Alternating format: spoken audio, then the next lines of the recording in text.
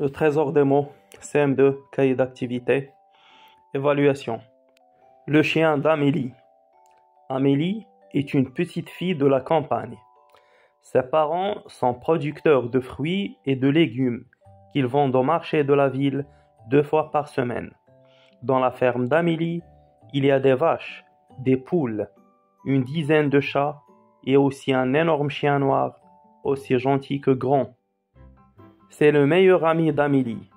Il est toujours sale et mal soigné, car il vit en liberté autour de la maison. Par n'importe quel temps, il est bon gardien et aboie dès qu'une personne s'approche. Mais il ne fait pas de mal, il ne demande que des caresses. Comme il est très grand, il prend beaucoup de place.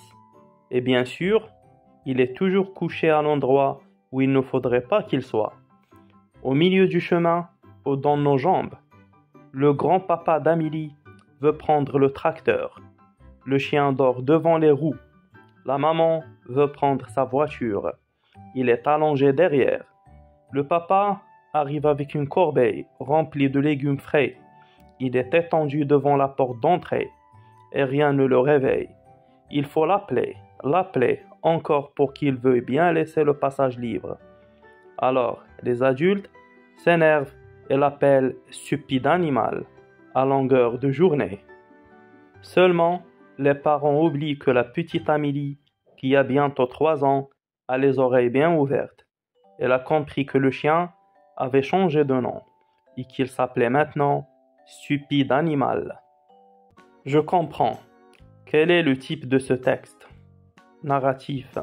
2. De quoi les parents d'Amélie vivent-ils? De la production de fruits et légumes et animaux de la ferme. 3. Pourquoi le chien est-il toujours sale et mal soigné? Parce qu'il vit en liberté autour de la maison. 4. Relève dans le texte ce qui montre que le chien n'est pas méchant. Il ne fait pas de mal. Il ne demande que des caresses. 5. Que faut-il faire pour que le chien laisse le passage libre? Il faut l'appeler. 6. Pourquoi les adultes l'appellent-ils stupide animal? Il s'énerve car il ne laisse pas le passage libre et ne fait qu'à sa tête. 7. Es-tu d'accord avec eux? Pourquoi? Je suis d'accord avec eux. Un chien doit obéir à ses gens car il vit avec eux. Choisis un nom à ce chien. Rex. Je réemploie mes acquis. 1. Souligne le complément circonstanciel et indique s'il exprime le lieu, le temps ou la manière. A. Ses parents vendent des fruits et des légumes au marché 2 fois par semaine.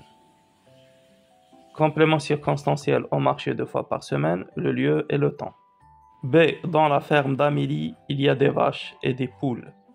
Dans la ferme d'Amélie, complément circonstanciel, le lieu. C. Il vit en liberté autour de la maison.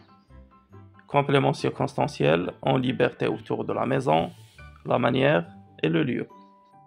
D. Chaque fois, grand-mère nous raconte des histoires. Complément circonstanciel, chaque soir, le temps. 2. Souligne les compléments circonstanciels et pose les questions qui permettent de les avoir en réponse dans les phrases suivantes. Elle monte brusquement en parlant. Complément circonstanciel, brusquement parlant, question, comment? B. Les fillettes quittent l'école en chantant. Complément circonstanciel, en chantant.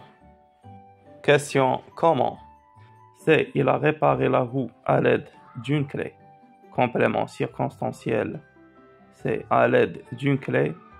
Question, par quel moyen? D. Nous nous réveillons tôt le matin pour aller en pique-nique. Complément circonstanciel, tôt le matin. En pique-nique, question quand? Où? E. Ils partent car ils ont fini leur travail. Complément circonstanciel, car ils ont fini leur travail. Question, pourquoi?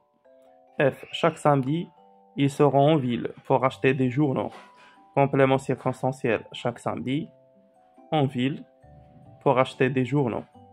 Question, quand? Où? Pourquoi? 3. Recopie ces phrases en supprimant Les compléments circonstanciels. A. Il doit faire son travail. B. Les juments et les chevaux. C. Il était tendu. D. Elle a compris que le chien s'appelait stupide animal. E. Les scouts se rassemblent. F. Le berger ramène ses moutons. 4. Souligne les adjectifs, attributs, sujets du sujet dans les phrases suivantes. On les attributs du sujet. On a la phrase B, fatigué. On a C, grand, fort. D, à réparer. Les attributs du sujet se trouvent bien sûr après l'auxiliaire, après les verbes d'état. Être, sembler, etc. 5. Complète avec un adjectif attribut du sujet. A. Ce mendiant paraît affamé. B. Ma tante est gentille. C. Au printemps, les prés deviennent verts. D. Les enfants d'aujourd'hui seront heureux. E. Les maisons là-bas sont à vendre. F. Les spectateurs demeurent immobiles. 6. Récris chaque phrase en mettant le verbe au passé composé. A. Nous avons dîné vers 8 heures. B. Nous avons écrit lentement en faisant attention. C. Ils ont appris le dialogue ensemble. D. Nous sommes restés longtemps dans l'ABCD. E. Elles ont passé de bonnes vacances au bord de la mer. F. Vous êtes arrivés à l'heure du déjeuner. 7. Complète ce tableau en conjuguant les verbes au passé composé. Marcher. J'ai marché, tu as marché, il a marché, nous avons marché, vous avez marché, ils ont marché. Choisir. J'ai choisi, tu as choisi, il a choisi, nous avons choisi, vous avez choisi, ils ont choisi. Vendre. J'ai vendu, tu as vendu, il a vendu, nous avons vendu, vous avez vendu, ils ont vendu. Descendre. Je suis descendu, tu es descendu, il est descendu, nous sommes descendus, vous êtes descendus, ils sont descendus. Conjugue les verbes entre parenthèses au passé composé. A. Les enfants ont bu de la limonade fraîche. B. Elles ont eu chaud dans le bus. C. Vous êtes allés par le même chemin déjà emprunté. D. Nous avons pris la route qui mène à la caverne. E. Elles ont vu de loin une lueur blanche. F. Tu es sorti sans motif valable. G. Les fillettes sont descendues l'escalier en courant. 9. Trouve le synonyme de chacun des mots ci-après dans la liste suivante. Les synonymes, il y a le kalimat al-mutaradifa. A. Fatigué, épuisé. Cher, onéreux.